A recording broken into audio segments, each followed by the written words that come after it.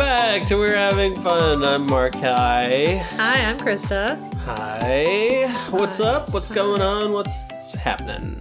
Nothing. Nothing. It's our 99th episode. Yep. 99 weeks of delivering the news to you. Except sometimes we don't have any news. So. Yeah, most of the time we don't. That's fine. This is not a news podcast, just so you know. If you came here for news, you're in trouble. Mm-hmm. Yeah. Well, all right then. I guess we won't worry about it. Guess we'll just go straight into our movie, which we weren't... Unless you had news. I got nothing. Okay, good, because I don't either. Yeah. We were trying to decide what we wanted to do this week, because we got kind of a free week. Yep. And so you're like, hey, let's do Hunger Games. The next one, we need to finally finish that book. Yep. So we powered through. Yeah, we did. We did. Finished up the book, Yep. watched the movie, and it was an experience. Oh, no. What's your experience? Did you see Hunger Games Catching Fire in the theater, or did you see it on your own somewhere? Did you read the book in the theater? I did not read the book in the theater. Oh. I don't think I watched any of the movies in the theater. Yeah. I don't go to like a lot of movies in the theater these days, you know. And usually, if we do, it's because we're gonna record an episode about it. So yeah. When did this movie come out? 1998? No. It was. I don't know, like 2014 still in or something Texas. like that. Was it? Why are you asking me this? Like, IMDb. God, that was the most southern thing. I'm so sorry. Like, I'm IMDb. Why are you asking? I was just curious if you happen to know a general time. It was 2013. 2013, so you were pretty close there. Yep. Nice. Well, yeah, that sounds right for where I was. I remember when the Hunger Games epidemic was upon us. Okay. We were all messed up against the Mockingjays. But yeah, I'd always heard good things about them. I liked the first movie. Yeah. And book. Thought it was good. Didn't like everything, of course, but for the most part, good stuff. I have to say, I like the movie version of Catching Fire better than the book. Really? Mm-hmm. See, I feel like us reading it hurt the movie for me. Like, really bad. Like, I feel like if I hadn't read the book and just watched the movie, probably would have liked it better. Yeah. Because it's moving very quickly. And because it skips over so much stuff in the book. It does. Which, not all that's bad. Definitely at the end. That's not a bad thing. Yeah. But, yeah, it's moving. Plus, the book is written with, from Katniss's perspective. Yeah. So you get all of her inner dialogue, and a lot of it is like, why are you such an idiot? Why are you being so stupid right now? Why can you not see what's going on? When it is very clear what is going on. She was so much dumber in this one than the first one. She's only 17. 17 or 18. Yeah. Which I don't expect her to be a genius, but also very confusing. Because, I mean, like I said, the first one, I didn't feel like she was that way. Maybe, there were some choices that were like, okay, that's kind of the best. But overall, she did the best she could. This one, I was like, oh my gosh. Yeah. So, yeah. I feel like I liked it better before I read it to you. Yeah? Yeah. I ruined it. You ruined it for me, so thanks for that. I was just asking questions, man. You gotta ask questions. You don't have to. You can just take things as they are sometimes, Well, usually I ask the questions because I zoned out or something while you were reading. Yeah, exactly. And I feel like I missed something. But a couple of times I just didn't miss anything. It was just like, oh, never mind. But anyway, let's talk about this. So if you love these movies and books, you may not want to listen to this. I might ruin it for you. Yeah, he might ruin it for you like he did for me, so. Yeah. Good job. Again, I would watch this 1,000 times over reading Harry Potter again. Okay. Harry Potter drove me insane. Yeah, we still need to finish going through the Harry Potter movies. We do. Because... Yeah. I haven't seen the movies, but the books at least. Because, I don't know, the movies may be better. I mean, it's easier to watch the movies because there are some things that they cut out that... Thank goodness. They did, yeah. But then also, you hate Harry Potter as a character. As a person. Yes. I do. I really do. Anyway, but we're not talking about Harry Potter. We're talking about Katniss Everdeen in The Hunger Games. I still, even after this, I still like Katniss. Yeah. I did not like what she did in this movie, but I still like her as a character. She's not like hateable. It's just like, oh my gosh, stop. You're being such an idiot. Yeah, she is. Weren't we all at 17? She's young, you know. Yeah. I was running into walls when I was 17. I probably was too because I didn't have glasses yet. Oh. I was deliberately running and jumping off chairs into walls. Oh my gosh. Okay. So, not that bad. Who am I to judge? I can't cast any stones. All right. Well, let's get into the movie and I'll ruin it for everybody. Let's go. Let's do it. Here's my thing. Like, okay. Here's what would have worked really well. What I think I would have liked is like my maximum enjoyment of this. If we had read the book up to when she talks to Snow and then watch the movie from that point on, because I liked the first half of the book and I liked the second half of the movie. Okay. So that would have been like, I would have liked it all. Wait, which point when she talks to Snow, when point he's like, where he at the very beginning of the movie? No, when he at that point I was out. You're like maybe 5 minutes into the movie and he shows up? No. Whenever he's like, yeah, marriage not working, bro. I'm gonna just kill everybody or whatever. I'm gonna make your life terrible. And then they like start announcing the games and everything like that. Okay. So before they announce the Quarter Quell. Yes. Okay. Yes. Okay. Exactly. Yeah. Because I feel like it built everything up, gave a lot of emotion, a lot of backstory, a lot of reasons why she was doing everything, a lot of legitimate concerns, and a good little struggle between the capital and the common people. And then she turned into a whiny emo martyr that I just could not stand for the rest of the book. Yeah. Anyway. She's pretty bad in the book. It's rough. All right. Let's get into it. Okay. Oh my gosh. All right. Hunger Games catching fire. We start off. Katniss and Gale, they're out in the woods together. They're hunting. And we're going over the movie, right? Yes. Okay. Good. But we can mention parts of the book if it wasn't, if it has significance to the plot or whatever. Right. Or if you just want to be like, and then there was this part in the book where this happened listen, and I hated it. Listen, here's what I hated. No, let's go. So they're out in the woods. They're hunting. There are turkeys because he's like, hey, I know where some turkeys are. Let's go shoot them. So they go to shoot the turkeys. She shoots one, but she sees the guy that killed Rue in the Hunger Games. So good job, Jack Quaid. You get to be back in. He's back, baby. Back in this movie. I still didn't recognize him. If you'd have told me that was Jack Quaid, I'm like, was that really Jack Quaid? Because I looked at IMDb because I wanted to see who somebody else was. And I was like, Jack Quaid, was he back in this one? I think he's dead. Did they show his picture or something? They literally showed him. He was dying again. Being shot. Yeah. And falling to the ground or whatever. Yeah. So she's got some PTSD about the whole Hunger Games situation, which, makes sense. Yeah. Yeah. A lot of people, a lot of the victors do have PTSD. That's why Hey Mitch drinks all the time. Yeah. We find out in this one that there are people who are addicted to morphling, which is like morphine, basically. Yeah. So they're just out of it all the time because they don't want to, it messed them up. And they didn't even, kill anybody. They just hid the whole time. And that's how they won. Did they? Yeah, that's what they said. Oh, okay. Yeah. Well, I don't know that they didn't kill anybody. Yeah. But they said that they won by just hiding. Yeah, I know that one person won that wasn't a morphling that won mostly by hiding. Yeah. Hid most of the time, and then at the very end of the games, it flooded the arena, and she was able to swim the longest because she was from the fishing district. Was that Johanna? No, it's Annie Cresta, who you don't really see. You see her the briefly. Guy that, what's his name loves? Yeah. Finnick. Yeah. So you briefly see her at the reaping for District 4. Yeah. But so you can get away with hiding if you really want to. Yeah. Which I think that's kind of what Foxface did in the first Hunger Games. She would just bolt in, grab stuff, run away real fast. Yeah, exactly. She's like, hey, it's working for me.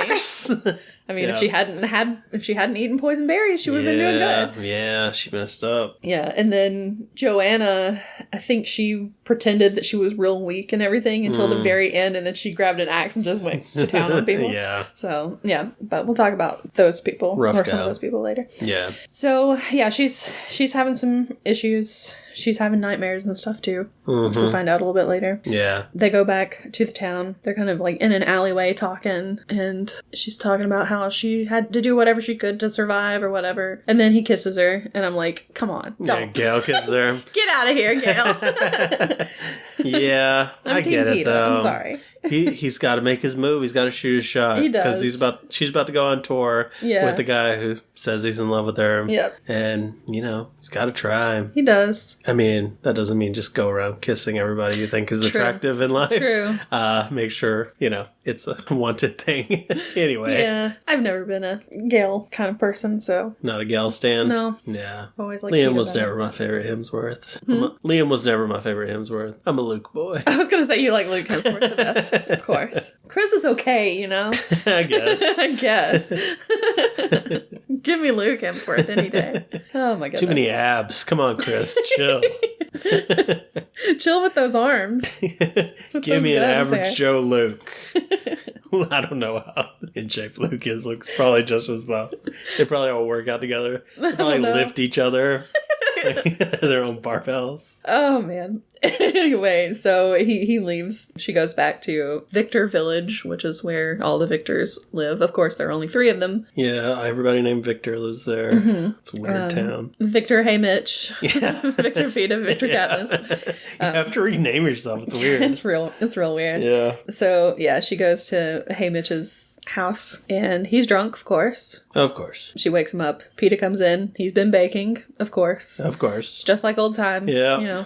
Everybody falls back in their roles. Yep. Peta and Katniss are very cold toward each other. Yeah. But I mean, I guess it makes sense considering that she basically told him, I was just pretending to be in love with you so that we would live.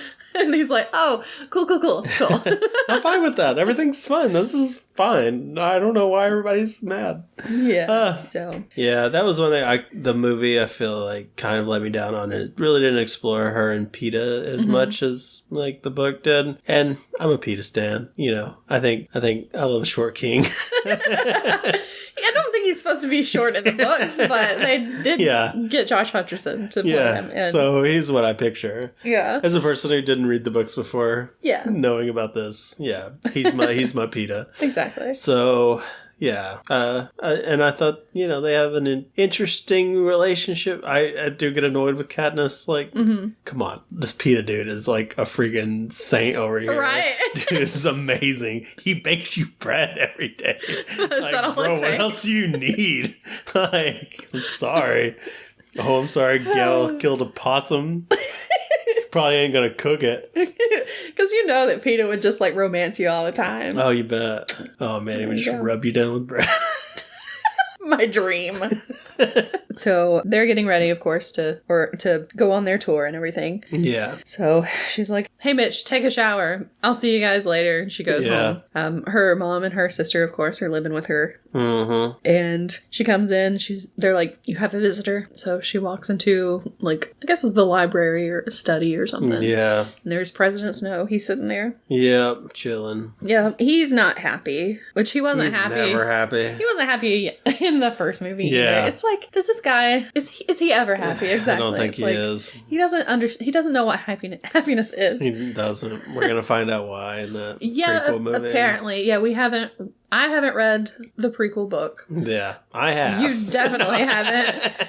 I mean, I've read the other books is what I mean, but I haven't read the prequel. And then, of course, the movie's coming out in November. So, will we be caught up with it by then? I don't know, especially considering how long it took me to get through to read this one to you. It's an ordeal to read stuff to me. And now I'm like, do I even want to read these? He's just gonna do what he did this time? He's just gonna ruin everything? It's not my fault it was able to be ruined. Must be a fragile story to be taken down by a couple of poison berries. There you go. Isn't that what they say? Something about it must be a fragile government to be taken down by a handful of berries. That's what I was hoping to reference there. Something like that. Yeah. So anyway, there's an uprising that's happening. Yeah. In the other districts. And he basically tells her, we'll destroy your district like we did District 13. Yeah. Don't think we won't, bro. Yeah, exactly. You think we won't do this? Oh, we will. Yeah. And there's a lot less talk about District 13 in the movie. Yeah. Because in the book, she goes out at one point and she sees some people who are heading to District 13. Mm-hmm. And she's like, I thought it was destroyed. And they're like, oh, well, there's some kind of footage that's really old footage or whatever. And they're like, we don't think that's... Yeah, that was cool footage. I love that part of the book. Honestly, I thought that was an interesting little thing that's like setting up for District 13. Okay. Did I not? Did I say something weird or something? No, I don't know. I don't remember. I was just like, yeah, of course, the one thing you find cool is the one thing they didn't put in the movie. they cut out a lot of cool stuff in the movie. But again, like, that's what I'm saying. Like, reading the book right before watching the movie probably didn't help me in that. But yeah, that I like that kind of stuff. Because I think the District 13 is a really interesting, like, part of this. To where, like, what's really going on there? Yeah. Are they still up and going? Yeah, it's like, are there people there? Yeah. Is it okay because they, like, dropped bombs and stuff on it. And it's like, is it okay to live there? Because they keep saying that it's not, Right. And that there's nobody there and everything. Yeah. So, yeah. Yeah, they cut a lot of that. Most of the District 13 stuff out. So anyway, he tells her that she has to convince him that she's in love with PETA. Because she's like, oh, well, I can try to convince everybody. And he's like, you don't have to convince everybody. You have to convince me. Yeah. And that's never going to happen. I mean... Yeah. And he doesn't believe in love. And that's another part that they cut out of the movie that, like, they didn't really show much of them trying to convince him. Like, because they get, like, engaged to be married. They're gonna have a marriage, but they just kind of show it as like an aside, like, oh, this also happened on this while they were talking to him. They show like video footage of it or something. Yeah, and, like, this happened, they got engaged, you might have missed it. Well, I mean, that's later, but... Yeah. But, I mean, I don't know. I feel like they didn't really give it much time to breathe in the movie. Because there was a lot to pack into the movie. Yeah, there was. So they were trying to just move. Yeah. Of course, they added a few things that weren't in the book that I didn't feel was very necessary. So, we'll get to that, though. Okay. We'll get to that. Okay. So, he also has... He basically threatens her whole... he's like, yeah, I'll kill everybody you love, basically. Yeah. And shows that there's a video of her kissing Gail. Or Gail kissing her, or whatever. Yeah. And it's like, okay, well, whoops. I love my cousin. Yes, because she keeps saying that it's... Did they mention that in the movie? I don't think they mention it in the movie, but in the book... They probably didn't want to make it weird in the movie. Yeah, because they're probably like... I don't know if they put it in the first movie. And if they didn't put it in the first movie, and then all of a sudden they're talking about him being her cousin, because they're not actually cousins. Right. They just tell everybody they're cousins, because that means that they can hang out together and everything without it being... Thought she's cheating on PETA. Exactly. Yeah. She's just hanging with the fam. Exactly. So, yeah, things are not looking so good. Her prep team show up to get her ready and everything. So we get to see Effie again. Love Effie. I'm coming around on Effie. Yeah. The first movie, it's kind of like, oh, this Effie character. Yeah. But then by this one, you start kind of being like, okay, maybe I like Effie. Yeah, I agree. Yeah. So they have this... They're supposed to have this interview with Katniss and PETA for Caesar Flickerman. And they meet out, like, in front of the houses. And, oh no, they fall into each other's arms. And it's like they kiss and everything. It's like, oh, we're just so in love and all this stuff. And it's just really awkward, though. Because they're like, so, how are things going in District 12? And it's like, it's good. Yeah. Not bad. It's all right. Yeah. So like, that's it. Yeah, exactly. So as soon as they're done with that, though, they have to go onto the train. They're going on their victory tour. Yep. And as they're driving through one of the tunnels, they see, or Katniss is the only one who sees it, there's a Mockingjay symbol in the tunnel. Oh, I missed that. Nice. Oh, okay. Yeah, I shouldn't say it. I saw her react to something. Yeah, because she said, what is that? Just missed what was that? Yeah. I thought it was the army that, like, they come out of the tunnel and there's just a bunch of soldiers. No, it was a Mockingjay that was painted in red on the wall of the tunnel. Nice. And she said, what is that? And Peter said, I didn't see anything. And you also said, I didn't see anything. You're crazy, Cat. There's nothing there. So they come out into District 11. There are guards like everywhere. Mm-hmm. They are guarded on the way to the mayor's house or whatever. I wanted to say palace, but I'm like, it wasn't really a palace. But the mayor's house or whatever, where they're supposed to give a speech. This is Rue's district, of course. Yep. And they get out there. They have their speech ready. Effie has written it out for them and everything. Mm-hmm. And Peeta's like, it's okay. I know that you don't like speaking in public, so I'll do it for us. Yeah. So he gets out there. He starts talking, and then he stops reading from the card. Yeah. And because they have like Rue's family and Thresh's family, who was the other tribute from District 11. Right. And they've got like their pictures and everything. So of course she's just staring at the picture of Rue, and it's just like, this is so sad. Yeah. Rue was such a sweet little girl. Yeah. And so Peeta, of course, he says that they're going to donate a month of their winnings to the families of the tributes every year for the rest of their lives. Right. And it's like, can they do that? Yeah. I don't think so, but he just did, you know? Yeah. After this book, I'm like, man, they should all just be painting PETA signs everywhere. Like loaves of bread. Exactly. Instead of Katniss, because PETA is the real hero here. Yeah. Dude's awesome. I mean, Katniss is cool, but... Yeah. But I mean, in the book, even she's like, he obviously needs to be the leader because he's so good at like talking to people and, you know, getting people to follow him. And he'd be a great leader. That's why we need to save him, you know? Yeah. So I get that. Yeah. Anyway, she decides that she is going to say something. She talks about, she didn't know Thresh very well. She only talked to him once, but he, you know, showed mercy and everything. And she wishes she could thank him for that and everything. And then she talks about Rue. She's like, Rue was my friend. And gets kind of emotional. Yeah. And then as she's about to leave, there's an old man in the crowd. Yeah. And he holds up his 3 fingers and he whistles Rue's little tune that she did in the arena. And then other people start joining in. Yeah, everybody follows suit. Yep. And then the peacekeepers are like, no, we can't have this happen. Yep. So they go grab the guy and they pull him up onto the platform and they shove Peeta and Katniss basically through the doors and start closing the doors, and they shoot the old man right there. And it's like, oh crap. They don't show the shooting in the movie though, right? I feel like we just heard the shooting from the door. You see it. It's just you just see a tiny sliver of it because the door is almost shut. Okay. But yeah, so they just straight up shoot this guy. Yeah. And it's like, are you going to shoot everybody in that crowd?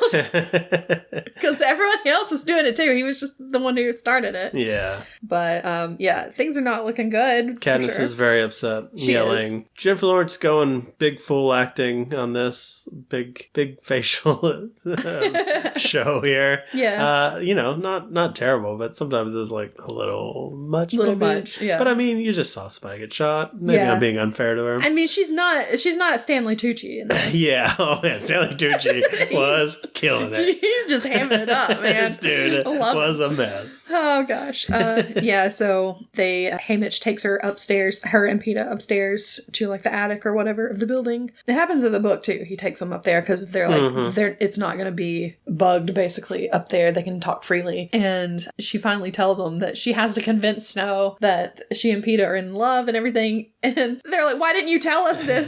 We could have prevented this if you had just told us. And it's like, yeah, why didn't you tell us? Why didn't and she's like, but they threatened my family. And Peeta's like, I have family too. Yeah. Which later it's interesting. Okay, I thought you had family, Peeta. Yeah, he's very passionate about his family here, but later, not so much. Not so much, exactly. But yeah, so she's like, I thought that hopefully we could get through the tour and everything would be fine. And Haymitch is like, what are you talking about? This is not Nothing just the tour. Fine. It's never gonna end. You're always gonna be like in the public eye. You're mentors now, so you're always gonna have to like, they're gonna bring you out every Hunger Games and they're gonna have to show how much you're in love. Exactly. It's never ending. Yeah. And she's like, oh, I didn't even think about that. Whoops. So after that, the next places on the tour, they just read the speeches that Effie gives them. They don't do anything extra. And of course, they might like kiss each other or something just to kind of try to sell that. Yeah. But of course, people in the crowds are just like, not buying it. Yeah. Why don't you tell us how you really feel? Yeah. And all this. And it's like, oh no, you have stepped in it so hard. Yeah, so it's not working at all. Nope. There are riots that are happening. Yep. And so they're like, okay, well, what can we do to fix this? We can get married. Because they're going to have to get married anyway eventually because they're the star-crossed lovers. Right. There's no chance of anything else for them. Yeah. So it's like, well, I guess we can do that. Maybe that'll appease people. Mm-hmm. And so they get engaged. So they end up at the Capitol. They go on Caesar Flickerman's show, which it doesn't really show this. No. It just kind of shows it in the background. Yeah. He proposes. Caesar Flickerman is right up in, right up, all up in the couple. You know, Yeah. he's like, oh my gosh, are you seeing it. this kind of thing? And yep, so there we go. They're engaged now. Yep. There's a big party that they have to go to. I guess it's at like the president's mansion kind of place or something. Yeah. And they get there. The people there, it's all like the Capitol people. Yeah. And Eating tons of food. yeah, they're just eating all kinds of food. And drinking stuff to throw up so they can eat more. Yep. I wrote it down as puke juice because I couldn't think of anything else to write it as. Yeah. And they're like, okay, this is weird. Let's go dance. Yeah, because they're like, people are starving in the districts, but they are literally throwing up so they can eat more. Exactly. This is Ridiculous. messed up. Yep. And Plutarch Heavensby shows up. Yep. He wants to dance with Katniss. Oh, Philly sees. Yep. Philip C. Hoffman. He is the head game maker now because, of course, Seneca Crane, who was the head game maker in the last one, he's dead. Yep. And they dance around. And it left off something in the book. He was hinting a lot more towards stuff that Katniss was obviously not getting. She was like just obtuse to everything. She's so oblivious. But yeah, he pulls out at one point a watch with a Mockingjay and he's like, I thought it was pretty fashionable. You kind of inspired me there. Exactly. And she's like, oh, I'm glad I'm a fashion symbol. It's like, okay, Katniss. That's everything. Well, that's everything about me. Let me die. I wish I just died in that arena. Let Peter live. I want to die. Yeah. So, but yeah, he's talking about how, I guess he says something about she inspired him, though, to volunteer to become the head game maker or whatever. Yeah. And because she's like, why would you do that? Why would you want this job? This is a terrible idea. Good lifespan for game makers. Yeah. So, and then the president comes out, he has to make a little speech, and basically she kind of looks up at him like, did I do enough? And he's like, no. Did I please you, Daddy? Did I please you? Is that good enough? And he just kind of like, no, you didn't. This is terrible. You failed. Exactly. There are riots still happening, of course, because she walks by, or maybe it's, oh, no, it's not. It's not when she walks by. She walked by earlier and saw, but this is, Snow is watching. He's watching all these riots happening all over. And so he's like, we've got to kill her. Yeah, people holding up Mockingjay signs and stuff. She's a symbol of the rebellion. Yeah. She has to die. And Plutarch's like, no. We don't want to kill her. We just want to sow fear. Yeah. Make her the enemy kind of deal. Yeah, exactly. We're going to make them hate her so much that they're going to kill her themselves. Yeah. So that we're not the bad guys. These were scenes I wanted that I felt didn't add much and were kind of detrimental to the movie. They were. Especially to Plutarch's character. Yeah. Because, they're not in the book. Mm-hmm. I get that they want to show that they're evil. But Plutarch's like, let's start whipping people in the square. Let's do public executions. Up that up, baby. Let's go. I want to see some people die and then they'll hate her. Yeah. And then, spoilers, he turns out to be a good guy. Yes. But he just was responsible for everybody being whipped and executed. Yeah. So, I get you gotta play that game, but maybe that was a bit of an extreme step. I'm like, maybe you're playing that game a little too hard. Yeah, I don't think that was necessary. Yeah. So, they could have done it really just by making Snow make that decision, you know? Exactly. And he's like, okay, that... Yeah, he could support it, but obviously maybe be conflicted. Maybe have him turn toward camera and be like, oh gosh. A conflicted face. No, we're not doing a turn toward camera thing. Come on. Who am I? Or maybe it's like he's walking out of the room, you can see he's kind of of like conflicted. Yeah, yeah. It's like, oh, I don't tear know. rolls down his face. Single manly tear. Oh, man. Yeah. I just felt like it could have been... They could have... handled a lot better. Yes, they could have handled it differently. Yeah. Because it surprised me watching the movie. Because we had just read the book. Yeah. And I knew what happened. And I'm like... You're like, wait a minute. What? He's supposed to be a good guy. This guy... What? And it's like, I know that they're trying to make it look like he's a bad guy, but they're making it... But he really is being a bad guy. He's being a bad guy. He's going to have to explain that later. Like... Listen, I know I made them execute you, but I was a good guy the whole time. It was tough in there. I was working behind the scenes. He was asking me questions, and I had to volunteer crazy solutions. Oh my gosh, yeah. So, yeah. Oh, anyway, so they go back to District 12, of course, because the tour is over now. Yeah. She tries to convince Gail to run away with her and take their families with them, because they're out, like, in the woods again. She's like, we gotta get out of here. They're threatening my family and everything. If we get out, maybe we can save everybody. Mm-hmm. And Gail's like, what do you mean? Yeah. What? What do you mean?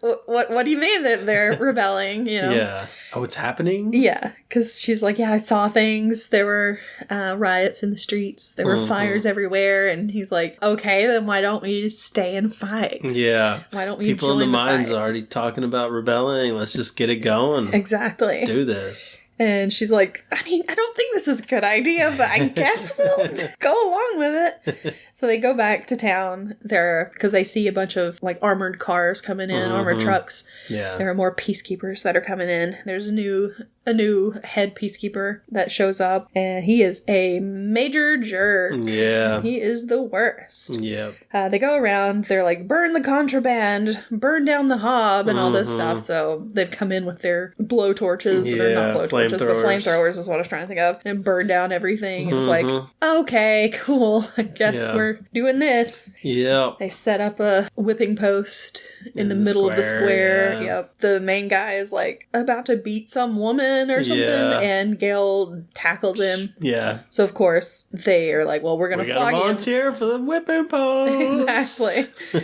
So so they start whipping him. Katniss comes to stop it. Yep. Lead head peacekeeper guy just punches her right in the face. Yeah. And he's gonna do it again because she's trying to stop him and everything. And then Hey Mitch comes up and he's like, dude, what are you doing? Do you know who this is? Yeah, that's gonna be bad. She's got a wedding. Yeah, exactly. Because it's supposed to be the night before the wedding. Yeah. And now she's got like a cut on her on her face and everything. It's like, oh geez, what have you done? Peter steps in. He's like, you messing with my girl? You messing with my girl? Yep. Hey Mitch is like, do you really want to kill 3 victors? Yeah. What are you doing, bro? Probably not a great idea, friend. No. So it's like, I'll let it slide this time. Yeah, but if it happens again, you're dead. Shootings for everyone. Exactly. So he's like, curfew starts now. Get in your houses. If you're out past this time, if you're out like right now, you don't run to your house like immediately. You're dead. We're shooting on sight. Shoot on sight. It's like, oh, geez. Yep. So Gal's messed up pretty bad. A bunch of people take him to Katniss's house. So her mom,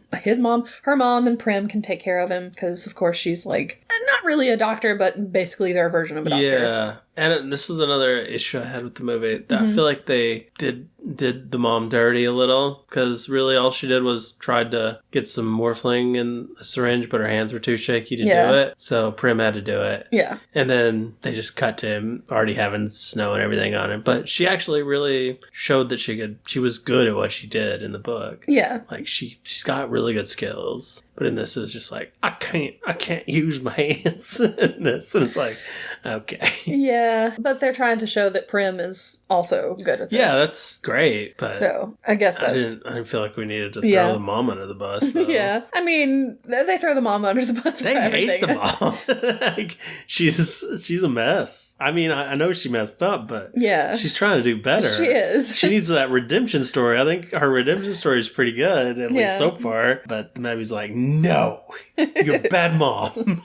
You stop. She's gonna go crazy again and just not do anything and just stare into space. You got the shaky hands. Yeah. So he's they fix him up as well as they can, and I love that Prim sees Katniss and sees like the little cut on her face and is like, it doesn't need stitches. You're good. Didn't get the eye. You're fine. Walk it off. Yeah, she's like, I gotta take care of this guy who has whip marks all on his back, you know? I know a lady that's got some moss she can give you. Oh, man. So, yep. Did we miss... I feel like we missed, maybe at the party, a thing that I didn't know about because it wasn't in the... Oh, okay. Yes. Snow was drinking champagne. Yes. And then suddenly it's red. Yes. Because it's got blood in it. And that's the last we hear about it. And I was like, what happened? What is this? He's suddenly dying or something. Yeah. And nobody told me about this. And I'm pretty sure that you don't find out what that is about until the third book. Yeah. But most people had already read the third book. Right. Because the book has already been out. Yeah. And so people who had read the whole series know what that means. But people who haven't are just like what is going on? What is this? Yeah. So you still don't know because I didn't tell you. I don't know nothing about nothing. The only thing you know is something that, because I pointed out that Katniss has mentioned that whenever she gets around President Snow, it smells like blood and roses. Yeah.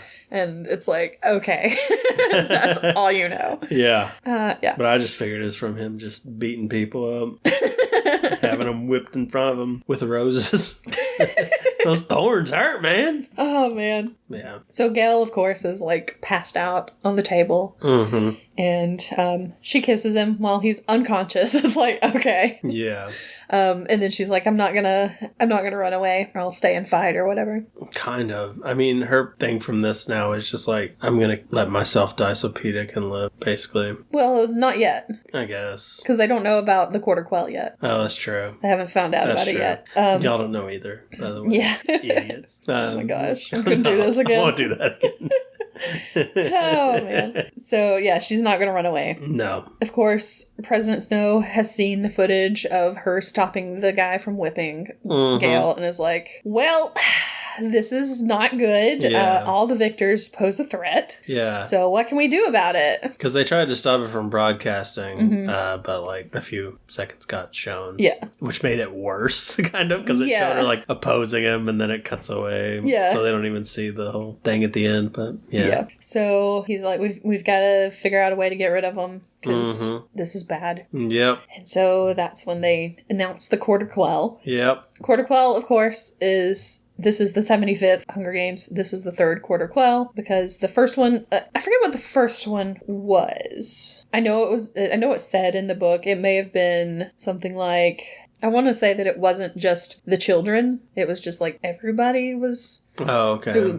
It was reaped from everybody, but I'm not sure. The second one, I know there were, instead of 2 victors from every district, it was 4. Oh. So it was like a double kind of thing. And then... Victors or tributes? I mean, not victors, tributes is what I meant. But then, this is the third Quarter Quell. Because, of course, it's the 75th. And they're going to be reaped from the existing victors. Yep. Which is very bad for District 12, because Katniss is the only female victor. Yeah, not much choice there. No, but also, I'm pretty sure that Joanna Mason is the only female victor from her district. Yeah, probably. So it's like, well... Is Finnick the only male from his? I don't know. Yeah, I don't know. I don't know. But yeah, not looking good for some people. Yeah. So she's very upset about it. Her mom and sister are also very upset about it. She runs into the woods. So, of course, this means that Haymitch or Peeta, one of those two, is going to be going back also. Yeah. So she goes to Haymitch, and she's like, if they call Peeta's name, you have to volunteer for him. You got to protect our precious little baker boy. Yeah, exactly. And so he's like, fine, I'll do that, but if they call my name and he volunteers for me, I can't do anything. Yeah. And so she's like, that'll never happen. That's crazy. Exactly. So, So yeah, they have to save Peeta. They have to do whatever they can to save him. Peeta lives, not her. That's why she's like, Peeta lives, not me. Yeah. Gotta keep him alive. Promise me. And so he does promise. And yeah, this is when it all starts. And it's really annoying. I'm sorry. This whole martyrdom thing is just too far. Yeah. And to be fair, me as a child, or not child, but young adult, I probably had this mindset a lot of the time. And looking back, it's very annoying. Oh, yeah. So maybe that's why it annoys me so much. Because I see myself in her. But maybe. Yeah, it's the worst. She will not shut up about this, I swear. And she makes the dumbest decisions because of it. And see, this is why I like the movie better, because you don't get her inner monologue. Like, yeah, get this part. That's why I like the second half of the movie. If it would be the movie, yeah, because they cut out all that stuff. Like, if you just had like this little part, like, hey, we gotta help out Peter. He's a good boy. Because he is. He's a great boy. He's a good boy. He should survive. Exactly. He should be a leader. Because, I mean, he didn't kill anybody in the first games. Yeah. He may have accidentally, like, inadvertently killed Foxface, but that wasn't his fault that she found the berries he was collecting and ate them. Yeah. He didn't do it on purpose. He didn't know they were poisoned. And he was just swinging that knife around and he accidentally cut that girl's neck. But, that didn't happen. What are you talking about? It was all an accident. Sure, he accidentally loaded that gun. Oh, man. Sure, he accidentally chopped down that tree and it fell on somebody. And said, yes, I got him. Oh, man. But yeah, he's like the innocent. Yes. He's an innocent boy. He's an innocent boy. He's a sweet little boy. God, we gotta stop. He's our little baby. Okay, Forrest. Oh, man. So anyway, Kindness. Don't. You ain't got no legs. Ice cream. So, of course, she talks to Gale. Yeah. And he's like, we should have gone when you said. It's like, yeah, I tried to warn you. We didn't even know this was happening, but if we had just left when we said, when I proposed it. Yeah. But whatever. I mean, they would have just hunted them down and killed them anyway. Yeah, they would have. So now it is time for the reaping. Yep. They're the only three to choose from. Mm-hmm. Effie is visibly upset. She's upset, yeah. And that's when people start going, oh, I kind of like Effie now. Because she realizes, oh crap. She's upset. Yeah, I'm close to these people now, and this is my two of them are probably going to die. Yeah, my baby. Yeah. So, of course, Katniss is chosen because she's the only female victor. Yep. And she goes to choose the male victor, and it's Haymitch. He's chosen, and PETA immediately volunteers. Yeah. So here we go. Katniss and PETA going back into the Hunger Games together. So everybody in the district, starting with Katniss's mom and sister, put their 3 fingers up. They do their little salute and everything. And they get whisked away. Yep. They're like, we were supposed to be able to say goodbye to our families and everything, but no, they don't even. Nah, they haven't. Nope, can't even do that. So they don't get to say goodbye. They get on the train. Effie starts talking about how they need to have tokens. They all need to have their own tokens that are gold. Because Katniss, of course, has her Mockingjay pin. Effie has gold hair, has a gold wig. God, yeah. And she's like, we need something for Haymitch and for PETA so we can be like a team. We're a team. That's our uniform. Exactly. So... And they hold hands with her. Yeah. They're like, oh, Effie. You're sweet. Except PETA. PETA doesn't join it. Well, she only has 2 hands. He could have, reached out and touched her arm or something. That's true. But he was just like, nope. He could have, reached out. She could have, kicked her leg up. He could have held her foot or something, but no. And PETA flies solo, baby. So they get, to the Capitol and everything. Haymitch is like, you need allies. And she's like, no, I don't need allies. And he's like, you kind of do, because if you don't have allies, then they're all going to gang up on you and they're going to kill you first. Because they all know each other for a long time. Yep. They're all friends because they have to go to all these things. Yep, because they're all winners. They're all mentoring and everything. Yeah. All of the other tributes. Yeah. And, they've had years and years together to get to know each other. Because some of them are older. Yep. Like Haymitch's age. Yeah. And older. And older. Yeah. Exactly. And he's like, oh, you need allies. Yeah. You pick them, I'll get them for you. Exactly. So we see, I think this is the point where we see some of the tributes who are going in. So I think we only see a few of them though. It shows the ones from the first district, District 1. It's a brother and sister. Yeah. Gloss and I can't remember. Cashmere. Yeah. It takes me a second because I always want to say Glimmer, but that was the girl in the first one. Yeah. So Gloss and Cashmere, they're brother and sister. They volunteered because of course their careers. Yeah, they love the games. In District 2, you have Brutus and Inavaria, who also, I think, probably volunteered. Inavaria has, like, filed down her teeth. Yeah. So they're sharp. Rip people's necks out. Exactly. Oh, my God. Jeez, bro. Yikes. You need to chill. Yep. From District 3, you have BT and Wirus. And they're smart. They're smart, exactly, because they're in, like, the technology district or whatever. Yeah. BT is Jeffrey Wright? Jeffrey Wright, yeah. Yeah, from the Batman that I thought was Jordan Peele the whole time. Yes, also played in, he was the Watcher in What If. Yep, our favorite Marvel show. Yep. Yep, and so we see those two. We see the reaping from District 4, where Finnick Odair, of course, is from.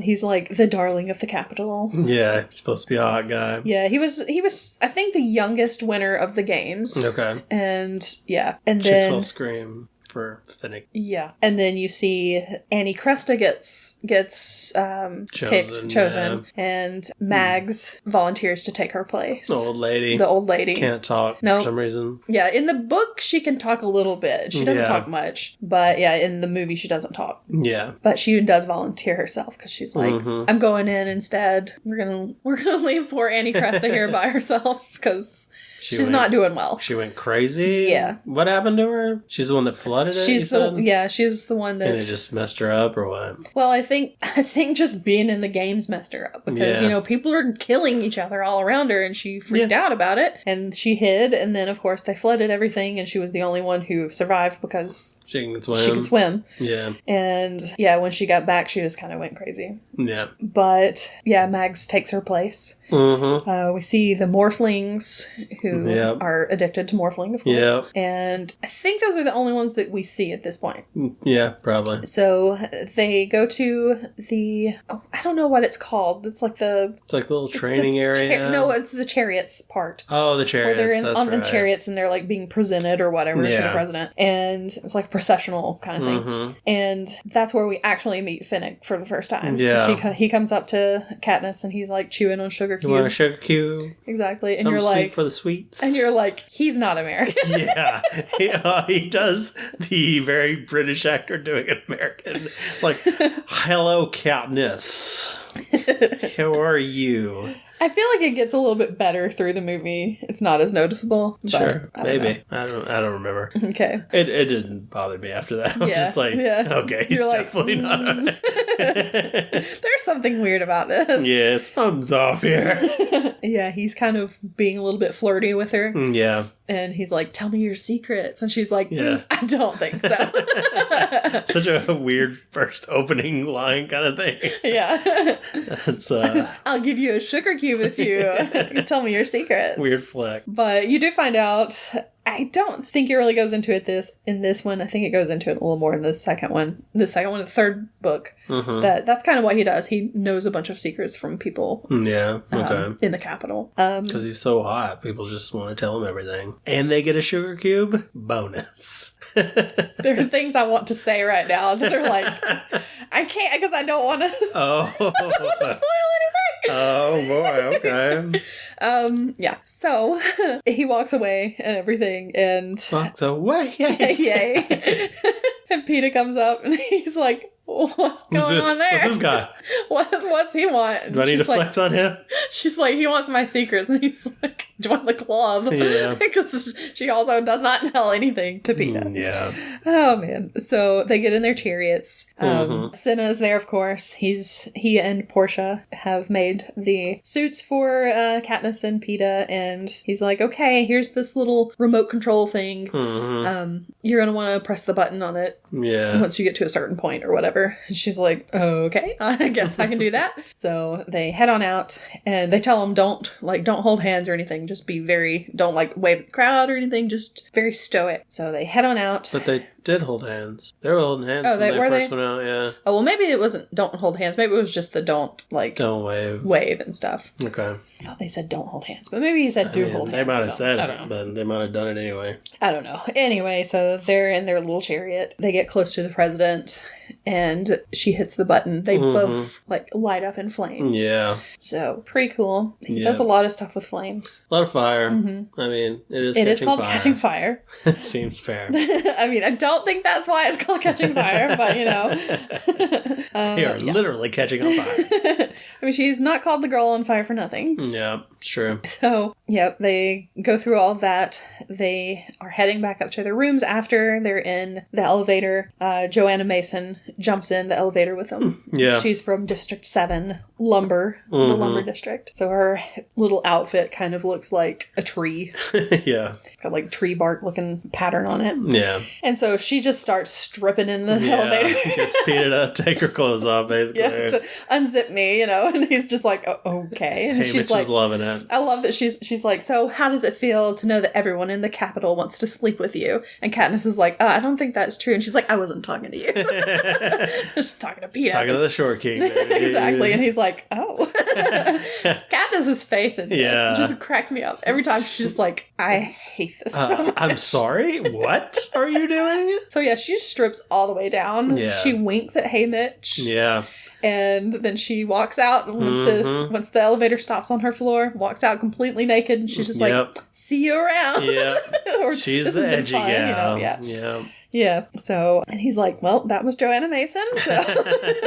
So, now it is time to do some training, make some allies. They go to the training course and see all of these people using their weapons. Of course, you've got the careers. They're using their swords and their career things. All this stuff. Yep. Joanna's got her axe. But then, of course, Katniss, because what does she always do? She picks like the least likely ones to ally with, I guess. Yeah.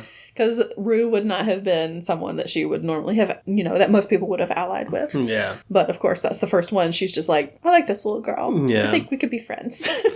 Until I have to kill her. Yeah. But she doesn't. But anyway, so she sees... But she would. She would have. No, she sees BT and Wyrus. They're over trying to make a fire. She goes over to help them. She's like, okay, you need to do it this way. They make their fire. They're like, oh, wow, that's cool. And then they start talking about the force field. There's a force field around the game makers who are up, like, watching everything. And you can see the panels that are the weakest. Yep, because they're glimmering. Yep, the chink in the armor. There's always a flaw in the system. And she's like, yeah, I think they probably put that there because of me. Because I shot up there last year. Yeah. So she's like, okay, these people are pretty cool. Then she sees Mags, and Mags is like making a hook to do her fishing stuff. And she's like, I'll teach you, if you teach me how to do that, I'll teach you how to make a snare or something like that. Or, was it hunt? Okay, hunt. So she's like, okay, she just nods. She's like, oh, wow, that's cool. Yeah. And she's like, I thought it was really nice that you volunteered for that girl. Annie, Yeah. And Mags kind of was like, same. Yeah. She's like, well, it was my sister. I kind of had to. Yeah. So she and Mags are getting along. She's like, all right, well, I'm going to go do some training with my bow and arrow and everything. She does that. And after she does this, everybody's like, well, not everybody, but most of the people, Haymitch says, are like, they want to be your ally. Yeah. Over half of the tributes want to be your ally. And she's like, okay, well, I want Wyrus, I want BT, I want Mags. And they're like, oh, God. Really? That's who you chose out of all of these people? Come on. It's like, do you also want the Morphlings? Who are like vomiting because they're like in withdrawals. Yeah. It's a rough time. So, and she's like, okay, fine. If I can't have them, then I don't want any allies. It's like, oh, jeez. You know what? Just think about it some more. Exactly. So then they have to have their assessment. And she's the last one, of course. As she goes in, PETA's leaving. She sees what he has done for his assessment. Yeah. He got all the paints and stuff, and he painted a picture of Rue with like the flowers and everything. Yeah. Which they didn't. They'd covered it up in the book. Yes. And then they talked about it later. Yeah. But in this, we actually see it. Yeah. Probably because they didn't want to have another, like, conversation with them. Yeah. They probably didn't want it dialogue. To just be, like, exposition kind of thing, Yeah. Actually show it instead of, show, don't tell. I feel like that was the only time it was ever used in this movie. Yep. Everything else was tell, don't show. Pretty much. Yep. So. Oh, no. Not all the time, but yeah. A large majority of it. Yeah. So she sees the painting, and of course it upsets her. And then they're like, okay, it's time for your assessment. Show us what you can do. do. So she goes over, she grabs one of the dummies that's around. Yeah. She grabs the paints and everything. She writes something on it. She has been working on her knots and stuff, so she makes a noose and she hangs the dummy, and on the front of it, it says Seneca Crane. She's even going so far as to paint his beard on. Yeah, she put some detail into that baby. And so they're like, and I want to make sure they know who this is. I know I wrote the name on there, but so nobody's going to know. But yeah. I'm like, Seneca Crane, that sounds familiar. Oh, it was that guy with the beard. Beard face. Okay. Yeah, I remember him. Whatever happened to him?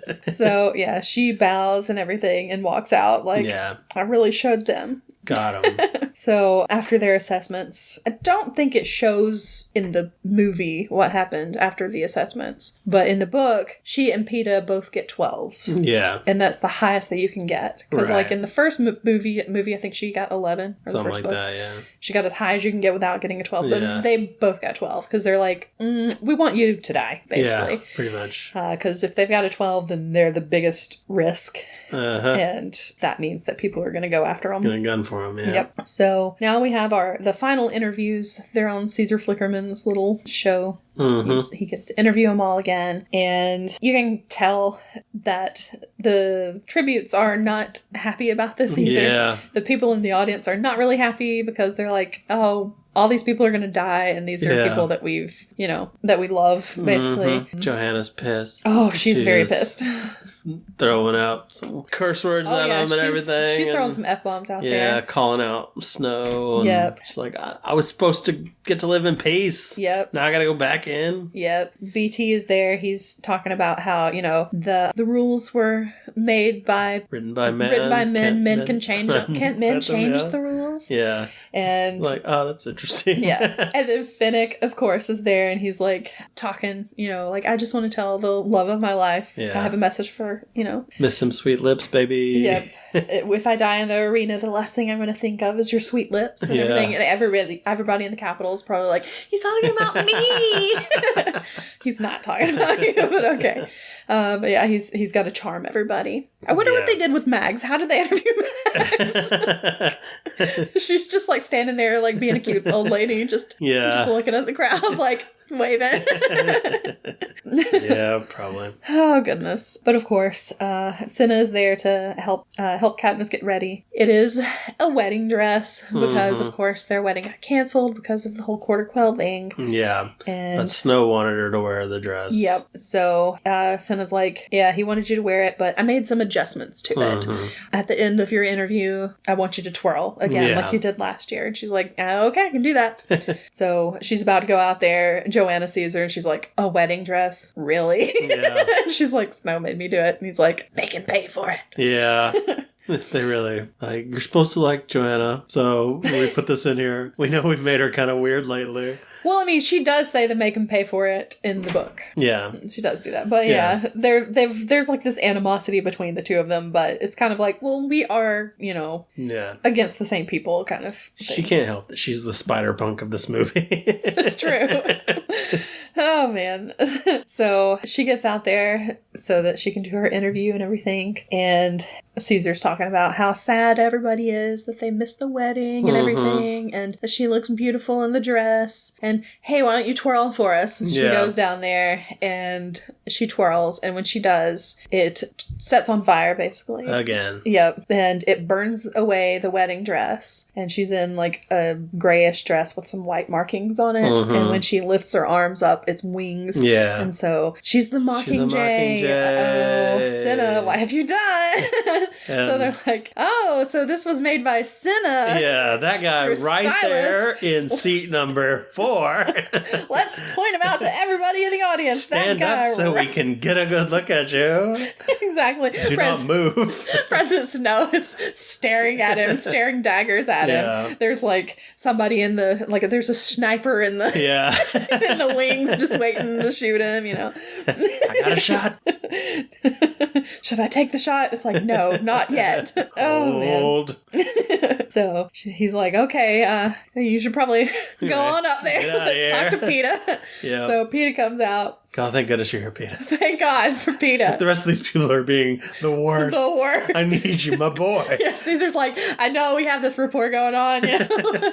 let's you can make save this, baby. Let's make some jokes about how we smell, how we smell good and everything, because the showers are really nice in the Capitol and all this stuff. And Peter's like, well, we were secretly married and all this stuff. And he's like, everything would be fine except for the fact that, and he's like trying to hold back tears and everything. He's like, except for what, Peter? Except for what, Peter? He's like, if it weren't for, that's what it was. Yeah. If it weren't for the baby. Yeah. And everybody's like, no, you can't send a pregnant lady in there. The baby would cancel the games. Stop the games. Stop the games. And like all the he's like you need to get off the stage. Okay, thank you, Peter. Get out of here, please. Get out of here. He's like whispers something to him. He's like, you got to get off the stage right now. Just head on up the steps right there because we can't. The interview is done. Yeah. Yeah. People are just like freaking out in the audience. He gets up there where Katniss is. They hug and everything, and then he grabs her hand, and she looks over and she grabs the hand of Chaff, I think is who it is. Mm-hmm. And well, actually the nub, because he doesn't have a hand. That's right. He lost his hand in the games. Mm-hmm. So she grabs him, and all of the tributes grab hands, and they lift their hands up together in solidarity, unity. Yep. And then the lights go out, and the feed is cut and everything. Mm-hmm. So they're like, we can't have this. Yeah. No solidarity. But, of course, President Snow sees all this, and Plutarch is like, don't worry about it. They're holding hands right now, but as soon as they get in that arena, they're going to be killing each other. Yeah. And he's like, ooh, but it still makes me so mad. I'm so mad. I'm so mad. So, yeah. So they get back to their rooms. Effie is there. She's being real sweet again, of course, and she's like, I'm going to miss you. And that girl in the background, because they have those little room servants. They're Avoxes. Those are the ones that their tongues have been cut out and everything. And this one was like wrapped up mummy style around her head. I was like, what is this? They don't acknowledge her the whole time. It's like a horror movie back there.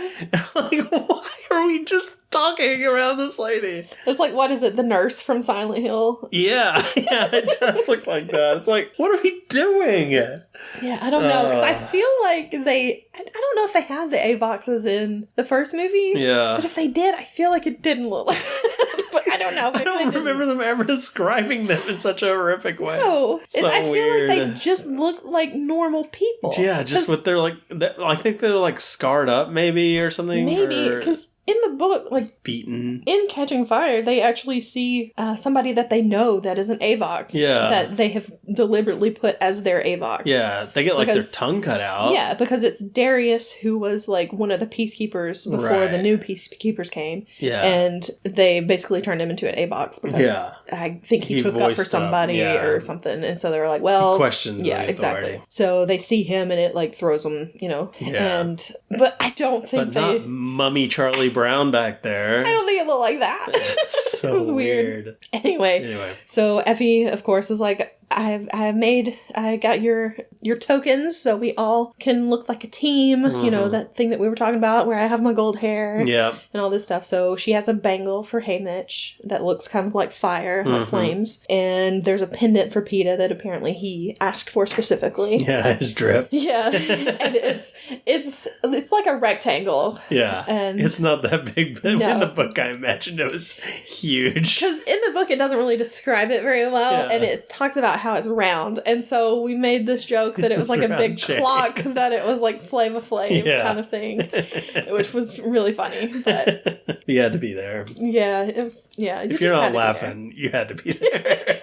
Because at one point he wakes up from something and she sees the pendant at that point. And I was like, and then he woke up and went Flava Flav. Oh, man. Anyway. So she gives them those things, and she's like, I'm going to miss you and everything, because she's not expecting them to come back, because they're going into the games. Yep. And before they go to sleep, or before they actually, I think they stay up all night, basically, and they're about to be, like, let out or whatever, and Katniss and Peeta are there together, and she's talking about how she doesn't want any allies, she just wants Peeta to, that's the only ally she needs. And so he's like, okay, we'll do that, it'll just be the two of us. So they get ready Senna, of course, is there, the last person to see her before she goes up.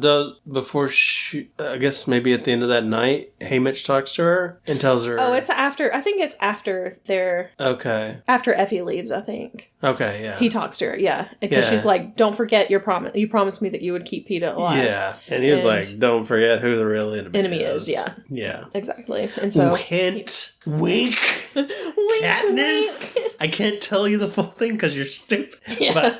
But remember... Listen to me. Read my lips. Oh, yeah. So... And I should say, this next part, I have... Spoilers, I have seen this movie before. You've seen part of this movie, yes. And it was at when I was volunteering at hospice care in Arizona, and I would just go visit people, elderly people in hospice, and like they were all sitting in like a line watching TV, and the TV was currently showing The Hunger Games: Catching Fire. I didn't know that at the time. I didn't know which one it was, but it's pretty much I came in right at this point. Yeah. And I felt bad the whole time because they like the caregivers like sat me like next to the TV basically, so I was looking at them, but they were like watching the TV, and I was supposed to have to like talk to them, and it just seemed like they wanted to watch the TV, and I'm like, we're watching a movie. I'm just gonna turn myself and watch TV with them because that was fine too. If you know, just spending time with them was what it was all about. But so I watched it just awkwardly but I was still like in the way, you know. Like, I'm just like, I'm so sorry that I'm seated here. So they're all back there, like, looking, peeking around you. Like, gosh. There was like, I'm just going to take a nap. Like, this kid, he's in my way. But yeah, so this is my first memory of this movie. Okay. And I didn't see too much. But, yeah. Okay. So, she's getting ready. She's got her suit on and everything. Senna's there. He gives her the Mockingjay pin, and... She thanks him for the dress. Yep. She's like, I thought you'd like that. She was like, it was beautiful. It was I think it was my favorite thing that you've made. And he's like, well, you know, don't forget that I'm still betting on you, or whatever. And so, they hug, and she gets into the little tube that's supposed to, like, take her up. Yeah, and it doesn't go up for a bit. Yeah, it closes, and she's kind of like, well, it's weird. I thought it would already go up. Yeah. And then peacekeepers show up. They had just beat the crap out of Senna and drag him out, and she's yelling the whole time. Yeah. And, yeah, they really want to mess her up before the games. Yep. Good way to do it. Yep, worked pretty well. So she gets lifted up into the arena, and there it is. Let the games begin. Yep. And the arena this time is the cornucopia is in the middle, of course. Yep. They're on their little wedges around it. They're on their little pedestals in the water because there's water around it. There's like a circle of water with little spokes. It looks like coming out like a wheel. Yeah. And outside of that, 2 podiums per wedge. It's supposed to be, yeah. Okay. It looked like one, a lot of it. Yeah, it did in some parts, but then it would show kind of away, and it looked like there were 2, okay. So I don't know. Maybe. But then, of course, there's a beach around it, and then around that, there's a jungle. Yeah. And so that's what the arena looks like. Yep. Different than the first one, for sure. So they have to wait for the countdown. As soon as they say go, she jumps into the water, because, of course, all she sees like a bow and arrow. It's like a bow right there. Yeah, right there. So she... How interesting. Heads out there. She gets to the bow and arrow. She was like the first one there, basically, which is kind of surprising because you would think Finnick would be the first one there. Yeah. But she's the first one there. I mean, he might have been around. He's there really quickly. So, yeah. She grabs the bow and arrow. She immediately he falls, doesn't he? Maybe. I think he slips because like they're all looking at each other. Okay. And I'm like, you're all running on those big rocks. You don't even watch where you're going. And then you fall. You're going to twist an ankle. It's going to be crazy. I know somebody fell off. I wasn't sure if it was him. I couldn't remember if it was him or not. I wasn't sure if it was him or if it was the guy from 1. Yeah. Everybody was wet. It was hard to tell. So she gets up there. She gets the bow and arrow. She kind of starts shooting at people already. Yeah. Shoots some dude in the leg. Yep. She's about to shoot Finnick, but he holds up his hand and... Don't hit me. Don't shoot me. I'm wearing Haymitch's bangle. Yeah. Get it? He's like, good thing we're allies or whatever. And she's like, where did you get that? And he's like, where do you think? Yeah. It's like, and like in the book, she was still very paranoid about it. Yeah. And I'm like, how do you not get this, Katniss? Yeah. How do you not understand what's going on? Yeah, she's very paranoid at the beginning of this. Yeah. But in the movie... And not just at the beginning. No. Yeah. No. But especially in the beginning. But in the book... in the movie, it's like she sees that and she immediately is like, okay, we're allies. Yeah, she gets it pretty quick. Exactly. That I was very happy it was like, about. Okay, thank you. Yes. So they, like, he tells her to duck. He has a trident, basically, and throws it at somebody behind her and kills that guy. They go around because they're like, we got to find PETA. So they find PETA, or Mags finds PETA and, like, is pointing at him like, he's over there. Yeah. He's in the water. Somebody is... Trying to kill him. We don't know who. Nope. They're struggling in the water together. Finnick is swimming out there to try to get to him. Everybody goes underwater. Yeah, they go under. There's a boom. There's a cannon boom. So somebody's dead. A body floats up. Yeah. It's only the back. We can't see him. Exactly. And then PETA... And I'm like, I know that's not Peter's back. I recognize his back anywhere. Love you, baby boy. Love you, my short king.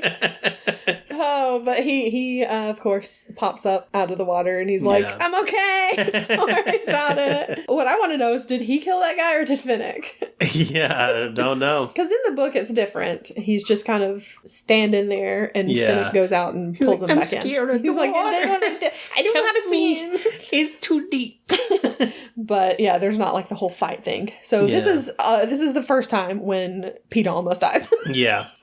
It's not gonna be the last. It's just a constant show of PETA almost dying. It reminded me of something, and I can't remember what it is, but there's something else I feel like where somebody almost dies several times. Yeah. It's like, oh my gosh, what is happening? He's the Mr. Magoo of this movie. Except he gets in a lot more. He gets hurt a lot more. Oh, man.